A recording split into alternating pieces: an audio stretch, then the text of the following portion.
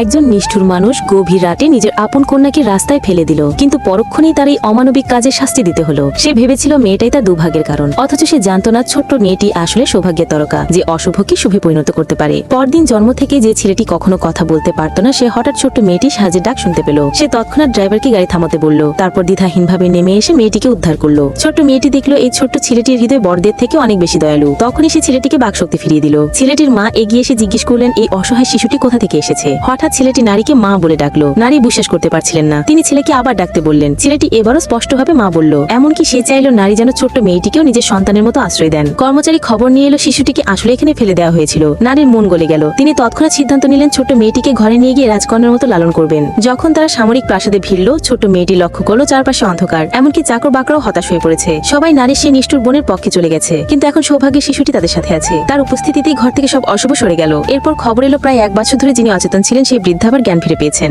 এমনকি তার অসুখ অনেকটা সেরে গেছে। তিনি ছোট্ট মেয়েটির দুঃখজনক কাহিনী শুনে সাথে সাথে সোনার তালা করে দিলেন তাকে। সকলেই আনন্দে মেতে আছে। হঠাৎই নারীর নিষ্ঠুর বোন হাজির হলো। সে বিদ্রুপ করে বলল ছোট্ট মেয়েটি আসলে অবৈধ সন্তান। নারী তৎক্ষণাৎ তাকে তিরস্কার করলেন। যেখান থেকে এসেছে সেখানেই ফিরে যেতে বললেন। নিষ্ঠুর বোন বসে পড়ে উপহাস করতে লাগলো। বলল নারী এখন শুধু একা বিধবা, এত অহংকার করার কিছু নেই। নারী পাল্টা জবাবে প্রকাশ করে দিলেন যে এই নিষ্ঠুর বোন আসলে অন্যের উপপত্নী। অপমান সহ্য না করতে পেরে সে হুমকি দিল বিদেশি সৈন্যরা 3 দিনের মধ্যে শহরে প্রবেশ করবে, তখন তাদের পরিবারই দাপট চলবে। নারীকে তখন অবশ্যই তাদের লোকজন সহ বের করে দেওয়া হবে। এরপর কি হবে জানতে হলে কমেন্ট করুন পার্ট 2।